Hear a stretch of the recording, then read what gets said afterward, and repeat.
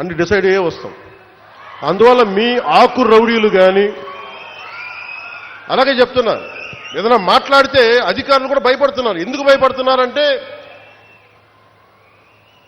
చెవుల్లో చెప్తారు, అదే సార్ వాళ్ళ వెనక చాలా మంది రౌడీలు ఉంటారండి, కిరాయి హంతకులు ఉంటారంటే, మీకు కరెక్ట్గా యోగి ఆదిత్యనాథ్ లాంటి ట్రీట్మెంట్ కనుక ఒక్కొక్కడికి ఇస్తే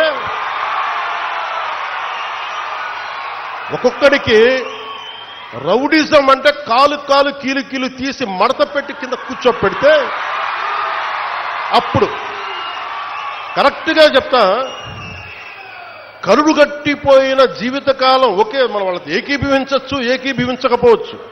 నక్సలైట్స్ తోటి, వామపక్ష తీవ్రవాదులతో మనం ఏకీభవించవచ్చు, ఏకీభవించకపోవచ్చు. అలాంటి బలమైన ఆర్గనైజేషన్నే కకావికలమైపోయిన పరిస్థితుల్లో ఉంటే ప్రభుత్వం తలుచుకుంటే, అలాంటిది ఇన్ని లక్షల మంది పోలీసుండి, ఇన్ని వందల మంది ఐపీఎస్లుండి, 1000-2000 ఉన్న డిఎస్పీలుండి, అలాంటి కిరాయి గ్యాంగుల్ని మెయింటైన్ చేసే వ్యక్తుల మీద 2 రోజులు 48 గంటలు మీ చుట్టుపక్కల ఎవరున్నారు, వాడి పేరేంటి అన్ని కనుక్కొని ఒక పొలిటికల్ నిర్ణయం తీసుకుంటే మళ్ళీ ఎప్పుడు ఇలాంటి మాటలు రారు. మీరు అక్కడి దాకా తీసుకెళ్ళకండి. మీరు ఇదే చెప్తున్నాను ఇంకొకసారి, సామాజిక మాధ్యమాల్లో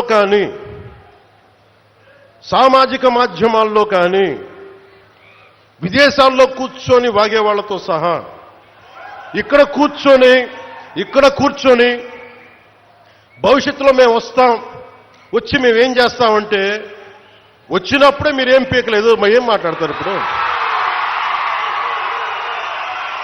వచ్చినప్పుడే మీరేం పీకలా అంటే ఏమనుకుంటారు? మీరు కూర్చోబెట్టి మీరు బెదిరింపులు చేస్తే భయపడతాం అనుకుంటున్నారా? దానికి మేము ఒక్కడు చిన్నప్పటి నుంచి కూర్చొని అమరజీవిని గుండెల్లో పెట్టుకున్నాడంటే వాడికి ఎంత పిచ్చి ఉంటుంది? ఏ మ్యాడ్నెస్ ఉంటే ఇలా వస్తాం మేము? ఏ అండదండ లేకుండా పార్టీ పెట్టి ఇక్కడ దాకా వచ్చామంటే ఎంత కమిట్మెంట్ ఉండాలి నీకు సమాజం మీద, దేశం మీద, రాష్ట్రం మీద, ప్రజల మీద? పద్ధతులు మార్చుకోండి. ఒక మాట అనాలంటే అలాంటి తప్పేం లేదు. డెమోక్రసీ ఇది, ప్రజాస్వామ్యం. ఖచ్చితంగా అనండి. అనటానికి కొన్ని గీతలు ఉంటాయి. గీతలను దాటి మాట్లాడితే మీ చేతికి మళ్ళీ ముద్రలు వేయడానికి ఏముండదు. అలా మాట్లాడే వాళ్ళు చెప్తున్నాను ఇప్పుడే, మీ చేతి మీద గీతలు తీసేస్తాం, అంత అరగదీస్తాం, గుర్తుపెట్టుకోండి. మేమన్నా కలెక్టర్స్, ఎస్పీల మీటింగ్ కూడా నేను ముఖ్యమంత్రి గారి సమక్షంలో తెలియజేశాను. ఈ రాష్ట్రంలో రౌడిజం, బెదిరింపులు,